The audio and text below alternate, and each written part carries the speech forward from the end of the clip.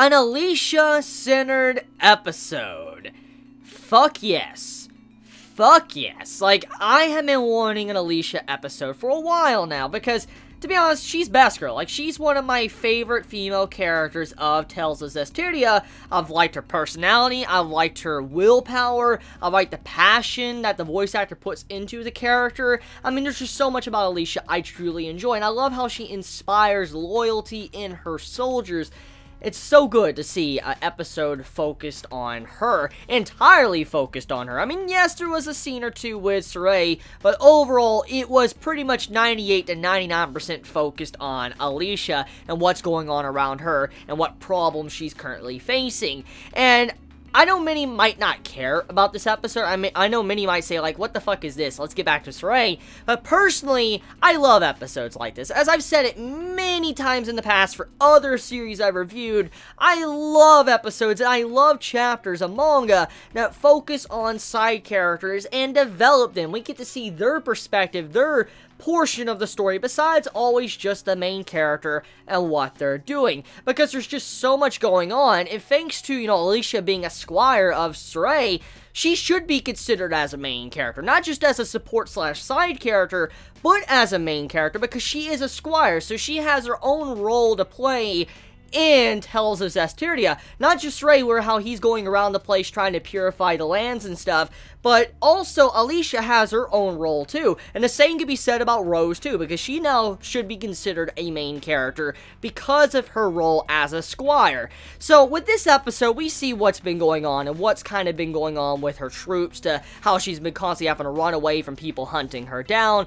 to how the people in the capital city are trying to use different tactics to draw her in before they can capture slash kill her. And in this case, with the way this episode goes about it, there is a lot of examples to show that Alicia has been going through a lot of problems, and you see how she's still staying strong and not letting them get to her. And it really just blows me away how her soldiers, even though they're point blank told by Alicia, do not kill anyone, do not kill anyone at all.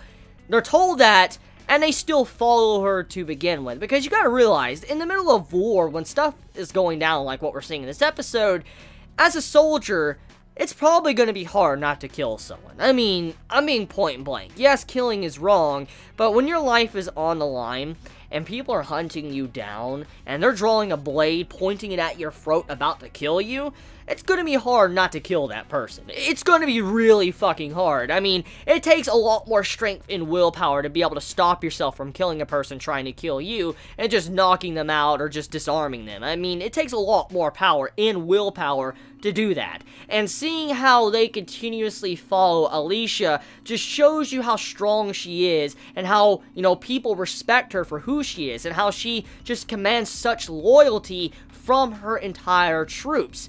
And that really is something I love about her character, because even though she's not as powerful as Sorey, even though she is not to the level of craziness like Sorey can do, how he can use, you know, his many different allies to just perform in crazy feats and power, like uplift the earth, use wind, fire, water, and shit, just, even though Alicia is not that insane, she still manages to accomplish what she can accomplish. And there's another story going on here, and how she's trying to help the world out, even though she might not be as powerful as him, but she does have the same conviction as him to help out the world and not allow the world to rot and become completely filled with malevolence, which you see in this episode of how she's trying to help out in any way she possibly can, especially helping out civilians that have, you know, been hurt or injured thanks to storms, to, you know, the malevolence that's taking over the world.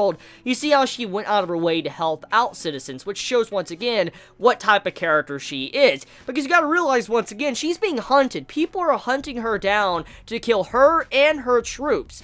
And because of this, stopping and trying to help out civilians, in all honesty, that seems like that would be foolish. Because why would you do that when you're just risking yourself and you're about to get killed by them? Because they're going to catch up and find you and kill you.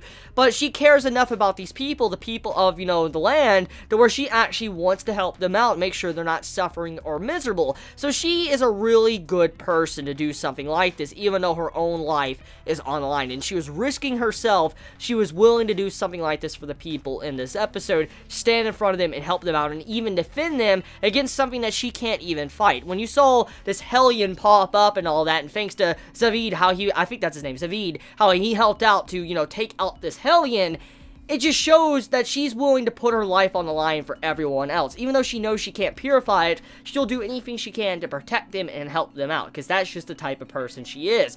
Now, I do have to admit that the entire scene with Zaveid, like I said, hopefully I'm saying his name right, I do say that scene felt a little bit pointless. Now, hear me out, okay? I do like Zaveid's theme song. His theme song was fucking badass. Like, holy shit, that was a good song. Like, that was a good song. The voice actor is amazing, and I love the character. However, I feel like that scene was really pointless because all the purpose of Zaveid popping up in this episode was just to help out Alicia, get her out of this bind with the Hellion. And besides that, he just carried on his way. And kind of his whole purpose besides saving her was just to remind us that he wants Sorey to fix the person that was turned into a dragon. And that's about it. So I felt like that scene was a little bit pointless, but that's just my personal opinion, honestly. Now, besides that, there is another scene that happens, which set up next week's episode. Alicia's mentor has been in prison, and they're in the middle of the town square about to be executed or / crucified if Alicia doesn't pop up and, you know, reveal herself. And so the episode ends off with Alicia trying to come in and trying to, you know, help out her mentor to where she doesn't get executed, and you see how she's really struggling to do something like this. She wants to break into Lady Lake and help her out, and I love the theme song in the background that really emphasizes the moment. Like the ending song, holy shit, I've listened to that ending song so many times. Like, I have repeated that ending song like 10 to 15 times in just this past week because it's just so amazing. And when I heard that ending song playing when she's just climbing the wall with her troops, and when she gives a little speech and all that and the episode ends, I'm like, yo, that's gonna be fucking badass. So I'm pretty hyped. I'm pretty hyped for next week's episode to see where it'll go.